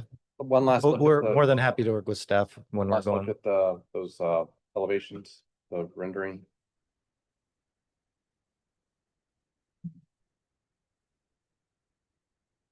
Any other comments architecturally? I think we beat the red to death. I think it's red. I actually like the little detail at the top. That's kind of cool. It's different. It does. It looks good. The brick does. It looks a lot better. You know, when they first presented. I think we ought to move on with it. Get rid of it. All right, does someone like to make a motion? Make a motion for approval of comments made. What specifically are the comments? The hedge. Live oak trees. Okay. Providing a hedge and planting. The hedge or a wall with staff. You okay with a hedge or wall, work out final plant material with staff? I'd rather say a hedge. Yeah. Okay. All right, that's the motion. Was there a second? So it's final approval with conditions. Second. All right, any further discussion? All in favor, say aye. Aye. Opposed? Opposed. All right, thanks so much. Thanks. Anybody need to take a break? Oh. God. No. Want to get through. Next up is Somerville Commons. All right, so the next two projects, are just, requests to reissue their expired final approval. The first one is for 400 Macamee Way, the Great Commission, Church. This is new construction of a church campus. It received DRB final approval in 2021.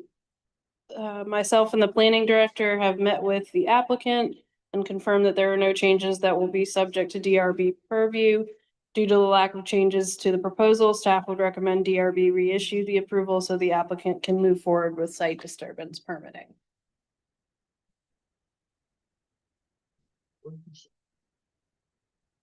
Nancy, where is it? Where is? It is off of Dorchester Road where, Limehouse Village, is. So if you are going down Bacon's Bridge and you make a right-hand turn going west on Dorchester Road, then it's up there a ways on the right-hand side. Oh, in fact, well, if you have there you go. The site location is there, so Dorchester Road, I'm sorry, Orangeburg Road. You'd have to go a little bit further from Bacon's Bridge. But Orangeburg Road, make a right-hand turn and it's up there a ways on the right-hand side. Has anything changed from when that was last approved? Not really. And my name is Nancy McEwen. I'm a TUPCO, for the two of you who are new to me. Not really. It's just like Becca said, it's been, a duration of time. So we wanted to reintroduce the project to you. We don't have Thomas and Hutton here, for us right now. It's about the building. And if you go, and it's the fellowship hall right now, phase 2 would be the chapel. So if you were to go down a few pictures, this really has not changed. We did a little bit different to the windows. We actually raised them a little bit from the previous, just because we thought the balance, you know, 4 or 5 years go by and you just want to tweak it a little bit more, as you guys know me. So this would be the front that the neighborhood main road would see. The colors are on a few more pages, but until then, so the eve or the pitch of it is a 4-on-12 and it's 33 feet. So the high eve right there is at about 15, and the lower part of the building is in the back, and that's more of the office and classrooms, and there'll be a kitchenette area over there, and that's a 12-foot. So that's the back. The back fronts to a self-storage type facility back there. Not much of any access back there, and that is proposed as metal panels. The windows right there are classrooms. We do only have one door because it is classrooms for children. So that's the more, but we would have a contrast or a nice complementary gray metal in the back there. So if you go back to the sides, all of that is proposed as a low brick on the bottom with glass storefront and hardy panels, board and batten, and some siding there. You could see some vertical siding. The windows on the left-hand side, that is what for right now they're going to be using as a worship. That would be their worship on Sundays and throughout the week. And then when you enter that, that would be their front door, which is the parking lot side. And then on the right would be classrooms and offices and the kitchenette. This is the side that also does not face the residential side. The back again is to the left. And then we put glass doors on there. I think before we might have had one of those doors as being a metal door. So again, the little tweaks we put in this year, we've changed that. So the windows in the front though, we don't have a lot of windows because right now they are going to be doing worship there, but in the future it would be an activity room. So these are, other than those front windows, which are actually emergency exits, really has not changed at all since the last time it's been seen. I did offer 4 bricks, and I wanted your opinion on this because the congregation actually has not voted, or I should say the building committee that's here with me today, has not really seen it in a couple of years with the different bricks. So, but the colors would be a Sherwin-Williams palette of light grays and a darker gray. And the roof is galvalume, which will be seen with a 4-on-12 slope. We do want to use a natural walnut colored timbers for the front entrance. And That the same as what was before? pretty much Okay. except the brick. So what was approved at the last one? Well, there were 4 comments at the last one. Really that all the colors and all the materials are consistent with the neighborhood. If you go to the site plan, which is something that we engage more with Thomas and Hutton, they wanted that driveway, the landing road right there to line up a little bit more, which they will. Doesn't really change anything else. The steps, there was some concern off the phase 2 chapel, but just the steps were too close to the right of way, which will be covered in Thomas and Hutton's phase 2, and that the phasing wasn't really well defined. But right now we want to do all of the parking lot. The retention pond, of course, will have to be built. The sanctuary area will remain just a grassy flat area. And the fellowship hall is what we want to start. So we only really need to give you some guidance on the brick. I would like to hear that. Yeah, if you guys are okay with everything else and the look Let's of go to it. that real quick. And what was approved last time? Actually, I think it was just a reddish brick and it didn't have as much character in it. Does anyone? I think it was closest to this bottom right, but those two aren't very different, so. We just liked it better with the grays and the neutral gray tones that we wanted instead of the red. So we wanted to introduce a little bit more color or a little different.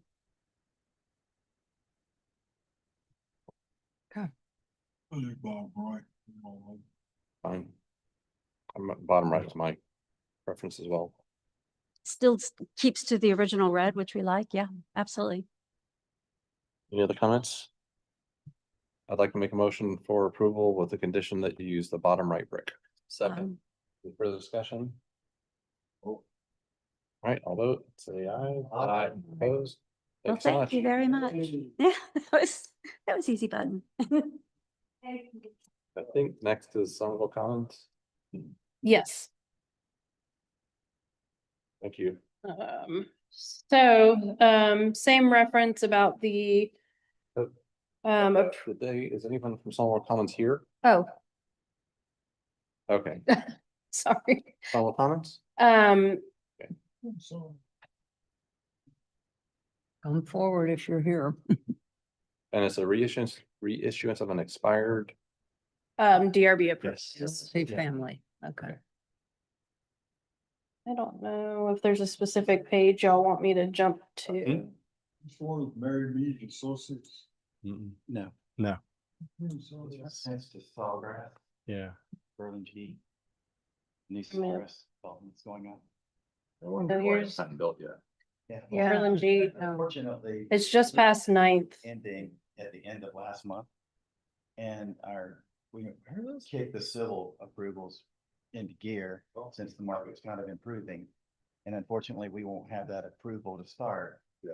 You know, we didn't have that before the expiration in February, so we're just here to get this reapproved, so hopefully we can start, moving some dirt. So, 60 to 90 days. If I could rephrase it, you guys were ready to submit for a permit and you realized your approvals had just expired. That's right. Well, Or no. No, we're already in permit review, Okay. and we're hoping to get that site permit approved. I won't sign off on it because they don't have DRB approval. Does anybody need? Yeah, We're to the right. left of, it's between them and Lowe's, Yeah. right? That's right. The Rev, in between Rev and, Dutch Bros. Mary Mead owns the property. Well, They used to. They used to. You talking Billy Walker? Yeah. Yeah, we purchased it from Billy. You bought it from Bill? Yes. Mary Mead. yeah, that's Rev, I'm right? sorry, the name was throwing me to a street. That's it. Yeah, this is the back of Home Depot. Yeah, So they got approval, What are you talking? they're submitting it, and the DRB thing just expired. any changes? No, none. No changes. You liked it before. All right, I'll make a motion for approval. Second. Any further discussion? All in favor, say aye. Aye. Opposed? Thank you. Oh, Thank you. Next time. Chris motion, me second, 5-0. I don't think, By the way, I want to answer y'all's question y'all had earlier. I think it was the same. That's the good. Yeah. We have them in Alabama. We saw it. He asked me to put it, and I was like, I don't want have them be like. He knows the Guthrie family, sure. Wait, you're in Charlotte? We were here last Yeah. time. I'm from Charlotte. Oh, yeah. Yeah. My son's- So- That was my undergrad was ECU, my master's was. Yeah, What my parents I went. can't believe you were opposing Guthrie's. is it good? No, I was just We're just suggesting. opposing it. We just had to get clear on the color.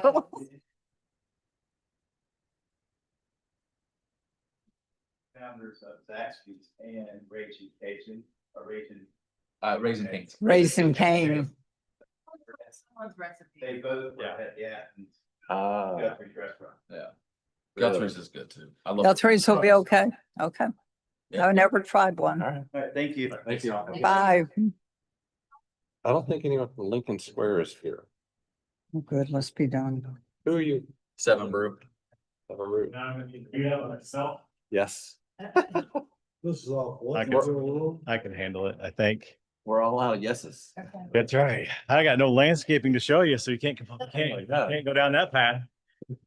That's for. All right, what? Here for. All right, what are you doing? 7 Brew on Main. 1320. 1320 North Main. Yeah. Oh, make sure you state your name, please. Corey Pritchard, Sunbury franchisee, VP of Construction and Development. I'll go over the staff report real quick. Okay. So this site, is where the Ruby Tuesdays is on North Main Street. Y'all may be familiar with that area. I did include the TRC comments. They're pretty standard comments. So hopefully y'all had a chance to read through them, but basically, our standard tree protection comment, and evaluating trees on site because these trees are, actually pretty substantial. We'll be looking to protect the existing trees on site. The existing pylon sign will need to be removed as it is not conforming to the existing ordinance. The neon blue lights mentioned here were removed from their presentation, so we don't even need to talk about that. And this is a conceptual review, and so I will now hand it over to your applicant. Do you want me to jump to like the site plan or? Yeah, just the three topics there. If we kind of glossed over that, was all I really had. I'm on the construction side, not the design side, but anything we need to talk about, I'm here to talk about. This site is a luxury for us, given the way we can stack cars here and have the ability to get in and out without causing a traffic jam. So I'm gonna go back to parking. We're over parked. Yes, 100%. Could you remind him? Yeah.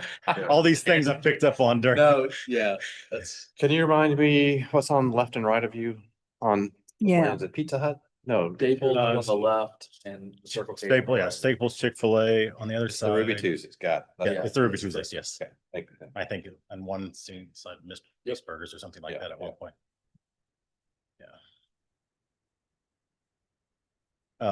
That detention system is remained. We've had it inspected, and there are a couple pipes that need to be repaired. We're in the process of getting pricing for that.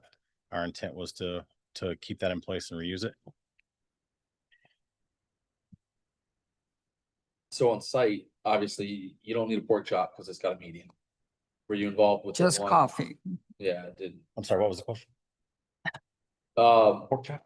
Yeah, pork chop. That's a raised concrete median in the middle of the entrance to prevent people from taking the left. You don't need that because you have a median Main Street right there. Correct. The reason why I bring that up is because in my deal in September, that's what killed my deal. Because they didn't want to do a pork chop, they wanted full access. However, using that same idea, you've got a right turn lane only on a holiday. Mhm. Is it our opinion, is that an issue? To No, have it's people take a not. left, because nobody's gonna care about the arrow. Oh, on holiday, you're saying? Yes, sir. Yeah, Main Street takes care of itself because Yeah, DOT's yeah, got a I median see. down Main. I see So what I'm not you're worried saying. about Are you saying people will take a left anyway and just go the wrong way for a while because there is a concrete median? that. On holiday there is? Yeah. Okay, Yeah. that answers my question then too. I don't think there's a median that far away. I didn't Well, it think so says either. proposed Yeah. median extension It for stops right in, right out It kind driveway. of stops. Like Devon Brew. no, by 7 Brew. Yeah. Oh, yes, yeah, Chris is right. Okay, never mind. If they're gonna do that, if they're gonna, I didn't see that, that's my Okay. fault. If they're gonna take a left out of there and come in oncoming traffic, They're a there's knucklehead. nothing. we Or can do to knucklehead, stop. yeah. That's the only other question I have is about building. That's a different topic. What about dumpster access? Driving straight through, how you turning around? Yeah. Oh, Not you can much you can space. pull in off Main and then back up and Back take a up, right. take right, yes. That's my guess. It's not enough room. But T&E or whoever did this can figure that out. Just be aware that the garbage truck probably can't make that turn. Is that who it is with Tina? I thought it was, but it may not be. Might have been the last one. BL. The civil. What's So that? you're asking about the civil? Yep, yep. BL companies. Okay. I think that's where this. Yeah, that looks like it. They had more room. Yeah, but the to- curbing changes around there, I believe. Had more room to navigate. I think you're gonna. This is conceptual. We, we're just throwing yeah, stuff. we always have that on our drawings. It always shows that trash truck pathway. So if that curb island needs to pull in right there and we lose a parking spot, so be it. Yeah. Is this conceptual?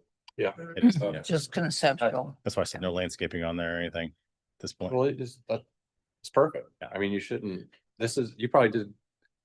I would not have taken it past this level for conceptual. This is great. Yep. Detail. Mm-hmm. Becca, is there any, that's 20 bays of parking. Do y'all have a standard for that to break that up? Curious. Do you? Cut that parking lot in half too. Yeah, what do you need? Do you want really 20 bays or they were just showing you what fits? Well, so that parking lot currently extends all the way over that retention system. It's already there. Yeah, we're removing it to meet a landscaping standard. I can tell you that. Or Okay. green space or however already you want to word there. it. So that we're removing that.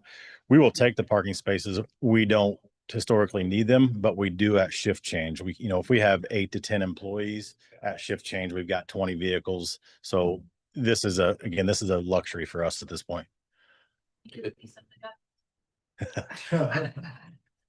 Give them to Guthrie. Soon. Yeah. So this functions just like the other 7 version, but For the teeter, right? One, yeah, about Teeter, but y'all don't have that luxury there. No, Sure. no, and we don't, this, like I said, this is this queuing and stacking, however you want to say it, is certainly a luxury. And the fact that we can make a roundabout, get out to the side road versus the main road and the right in, right out is that this allows people to get to the light and make a left. If you don't need 20, just have 10 or whatever you need, and then have the other 10 could be grassed parking spaces. It's just grass that you pull off. You know, maybe you need the first 10 and the next 10 are just grass. Yeah, like you're saying, we may need to take a couple out there for a trash truck to make that, ease that turn a little bit. You need a bigger radius right there. And we have the luxury on this one. Usually we do not. You're the franchisee for the one at Harris Teeter? We're not. Nope. We took over their pins, their locations in the area for the most part. So are these sidewalks? What is this hatch from the back of the? That is just that painted. Where you It at? looks like no. From the back of the building? Vertically? Yeah, what are those? That is landscaping. Okay. Yeah, probably a grass or a turf if possible. It's just grass. Okay. That will be, if more landscaping is required, that's where it would be.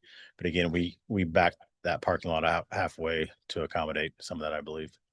I'll send the landscaping requirements along with the synopsis of their comments.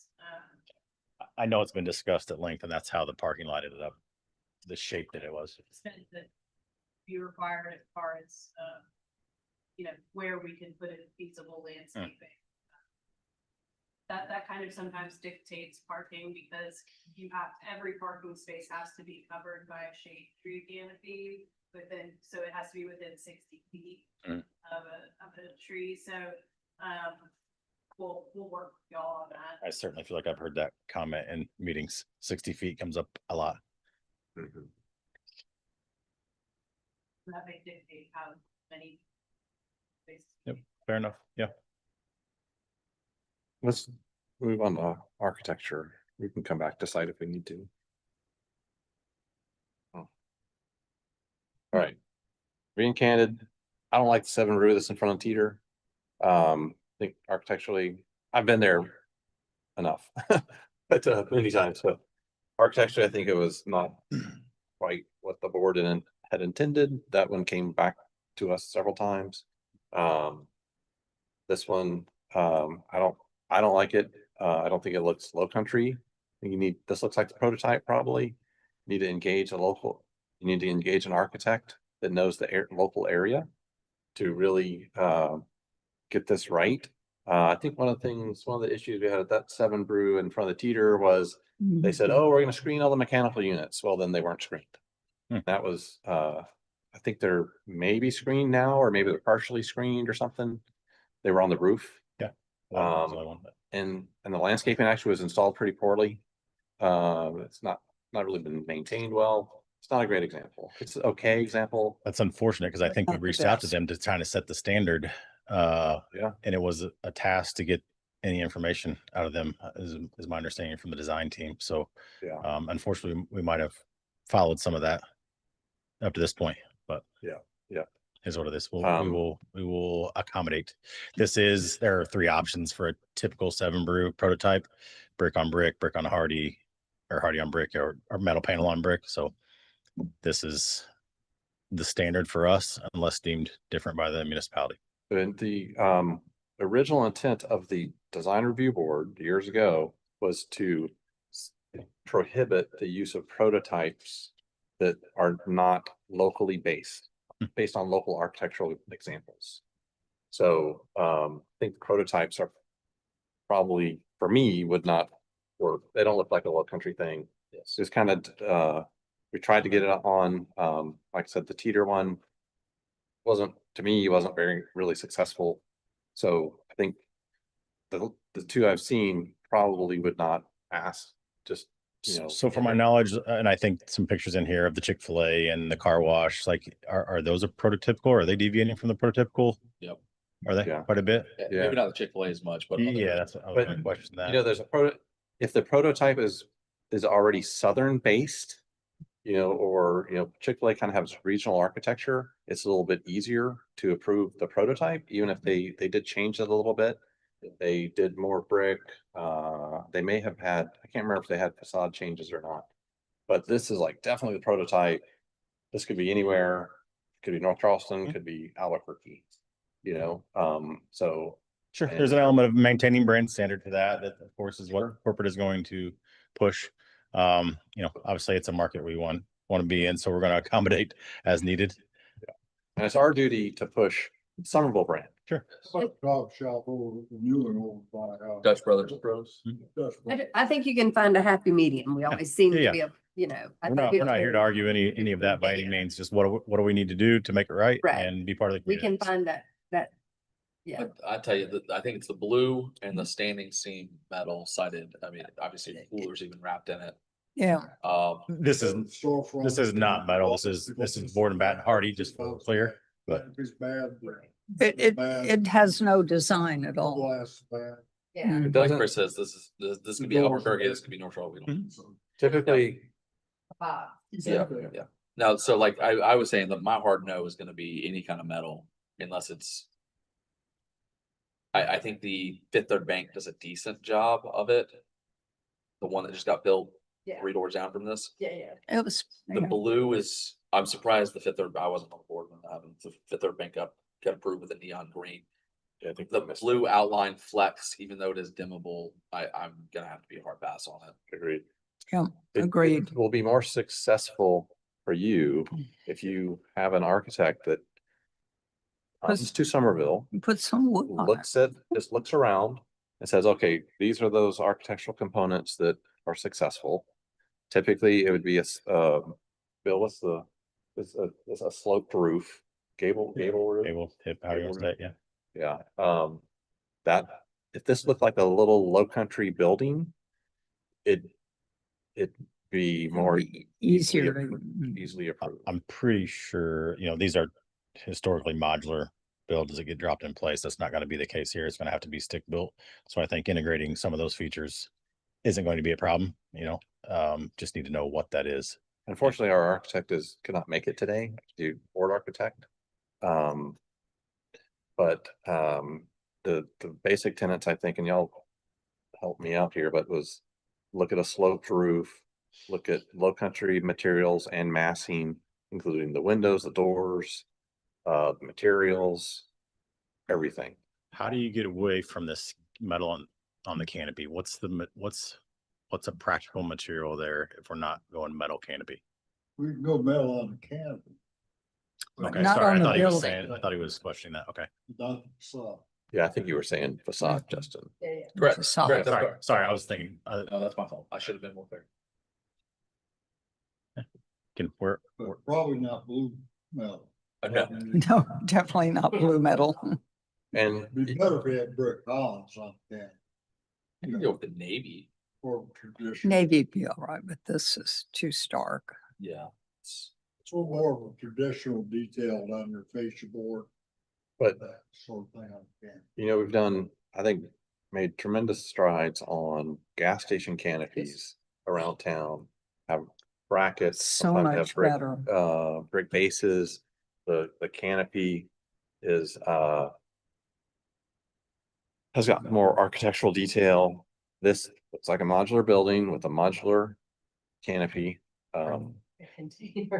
it's 500 square feet. It's smaller than a container. If you want to look at that. I mean, I know in the argument here from the architectural design team is the gas station canopy. It's flat, it's metal, it's, you know, obviously that's older and you guys are trying to get away from that. Right. And but the gas station canopy is Teeter is a great example. Yeah. That gas station canopy looks good. And so does that little building Mhm. that the Teeter built. Check that out. I have to check. Yeah. It did look. Mhm. And there's a Teeter on, is it East Ferry Road? It's very similar. And so they've learned how to make that, canopy and building, even though it's very small, look low country. So that's what we're looking for. Do you have advice on an architect to reach out to on something like that locally I think staff could probably. that we could engage I with? think we can. Say one specific, but I can give you both. Okay. So I will send that. Or who's been successful in the Yeah, no, past. I think it'd be a good interaction for our design team, to engage with them. Okay. And then you heard about low country plant palette, Mhm. all the stuff, high level detail. I know you don't have any outside dining or coffee consumption or anything, right? Oh, there will be a picnic table there. There is a walk-up side. It's not historically very active. Yeah. But it is becoming more and more of a thing when these thoroughfares where they want foot traffic, but this is not going to be that. I wouldn't assume, much like many of the other places. Yeah. What's RC? Cooler. RC. Yeah, Stands on that's it's a cooler. Cool. Refrigerated cooler versus cooler. It's separate. It's under the canopy, but it's separate.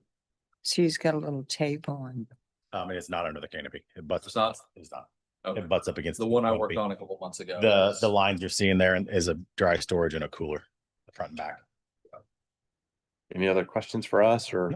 No. Again, we're here to appease. So whatever response we can get, and we'll take that back and do what's needed to be part of the community. So we appreciate it. Yeah. Thank you so much. Yeah, thank you. See ya. thank you. All right. Beck, anything else? Nope. Oh, good. I make a motion, we adjourn. Perfect. Second. All in favor, say aye. Aye.